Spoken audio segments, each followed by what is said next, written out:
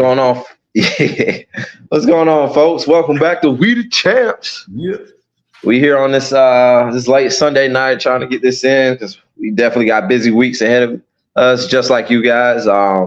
Good to have you here. I'm your host, Jalen. We got Uncle D in the building as the co-host.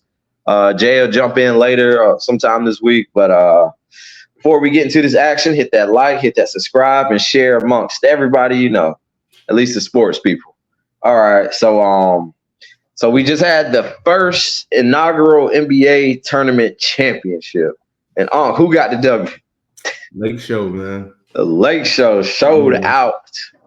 I mean, hey, defense beat offense this time. So, I don't know. I guess the NBA got what they wanted. The Lakers won in Las Vegas. It's a win for everybody. Mm-hmm. And then your boy AD showed out last night. Man, I got your text. Yeah. AD bullied everybody, man. He actually balled Bro, out. he was bullying them boys. Man, but going into that game, what? Oh, for sure. Yeah, 41 points, and that's impressive. But the impressive part is the 20 rebounds in that game, just dominating on the boards. I'm looking right here. I'm trying to see how many blocks he had. He had 4 blocks in that game. Damn. That's who AD is 40% of the time. Mm-hmm. That's like part-time AD. Yeah, that's part-time AD. I mean, AD is a Hall of Famer for doing stuff like that. He'll go to the Hall of Fame, but that's who he is 40% of the time. So shout out to AD. He looked like bubble AD. Yeah. It's straight dominance. Who got MVP of the tournament though? Damn, I don't know. I think it might have been Bron still. Yeah, it was Bron. Bron? I'm pretty sure it was LeBron. Because I remember seeing something that said, oh, Lakers get the first so-and-so, or LeBron gets the first so-and-so. So I'm pretty sure it was the first inaugural MVP. But, I mean, this is kind of what I expected, especially in a one-game series or, you know, just the one game and whoever wins it all. Because it's like they didn't even have games or many chances to develop a game plan for AD. You know what I'm saying? It's just one game versus a 7-game series. Even in a 7-game series, I would pick the Lakers 10 times out of 10 to beat the Pacers, even though the Pacers have exceeded expectations thus far this season and are playing at a really high level, especially on offense. The highest scoring team in the league, man. So we were talking before the game. We were talking about it was going to be a clash of styles.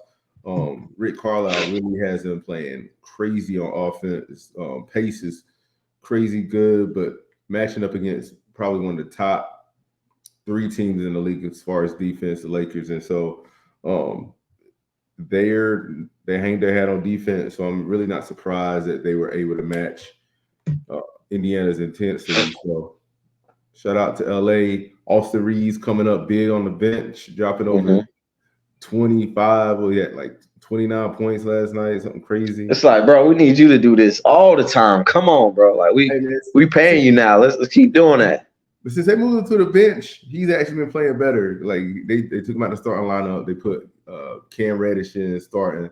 So then Austin Reeves coming off the bench is actually probably a better fit for them to give the second unit like the real push. He doesn't have to defer to like the LeBron or AD. Right. He can actually run the show coming off the bench with the second unit. So from the Lake Show. So Lake Show. And so all of this was impressive, but what I really find interesting in this matchup is the 3-point attempts and the percentage. The Lakers were 2 for 13.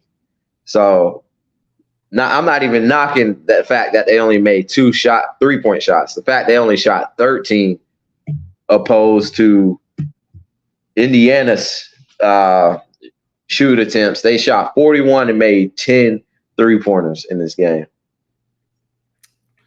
I mean, that's been a big knock on the Lakers for the last 3 years since the bubble. They've been trying to say they're going to surround LeBron with some shooters, but the only person that's like consistently knocking down shots is Austin Reeves. So I guarantee you this is not going to be the Lakers team that they're going to end up finishing the season with. Because, you know, how many years does LeBron make deadline trades? GM LeBron, making some calls. They're really interested in Zach LaVine. Yeah. Who's a big rumor, but he's not allowed to be traded until January, basically with the trade chips that the Lakers can use. So we'll see. How in the world would the Lakers get Zach LaVine? Would it have to be a 3-team deal? They were talking about a 3-team deal. 3-team deal. They would have to give up Rui. They're talking about giving up Austin Reeves and talking about maybe one other player in the draft pick for Zach LaVine. Another player, maybe. Who you think? Who would you think? The other player that they would give up? Yeah. Man, for some reason they're talking about keeping D'Lo. So they said they're trying to keep D'Lo, but we'll see. I don't know. The Bulls might not want D'Lo. So this is since they have Kobe White, and this like a younger version of D'Lo. So I would rather keep Kobe White. But Zach LaVine to Lakers could be a thing coming up in January. So we'll see. You think that would be a better addition than Austin Reeves? No. No, that's what I'm thinking. I'm like, I've always been pretty high on Zach LaVine. I like his game and everything, but looking at it, it's like, all right, we're giving up this for Zach LaVine, they're not the same player, but I feel like they could.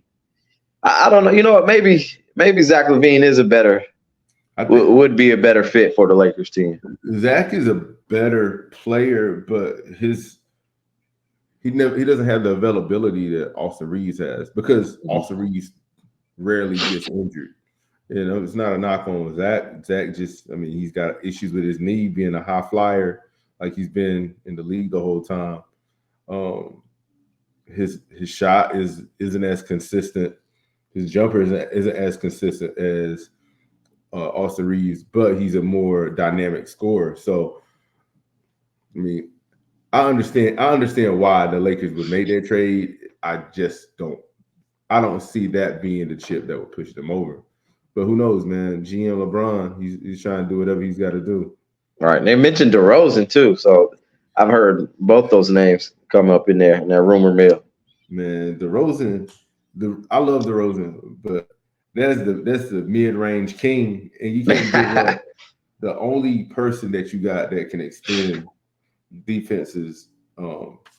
Really, like Austin Reeves and LeBron are probably two best 3-point shooters on your team. And then who else? Who's behind? Like Russell's right there too, kind of. Yeah. D'Lo's right there, but he's so streaky and inconsistent right now with LA. So, but shout out to them winning the Baby Cup this year, winning some money for the young guys. It's a good absolutely. All right, so I feel like, I know for a fact this really, energized a lot of the league, a lot of the players, especially on those back-to-back, on those Tuesday night games. Giving teams something to play for. What LeBron said, we're professionals and we're playing for something. You know what I mean? So how do you feel this would play out for the rest of the season? Like, all right, what's would the motivation stay the same, or is it just like will we just see it, the level kind of come down to what it's been in recent past? So everybody says the NBA starts on Christmas Day. So Christmas Day games are always competitive. Oh yeah, always competitive. So we have that to look forward to. Then we're creeping up. February is an All-Star game. After the All-Star game is the playoff push. So at least there's milestones throughout the season where there might be a lull for a couple weeks with teams kind of just meandering through the season, but at least there's mile markers throughout the season to when you can get some good NBA action. So it's a lot better. Like the real problem is in the beginning of the season when you have just teams just not showing up on a Monday or Wednesday night to play a big game. Right. Resting like all their guys, or the majority of the stars. We don't even have to get into that. Yeah, man. We ain't gonna talk about load management. Load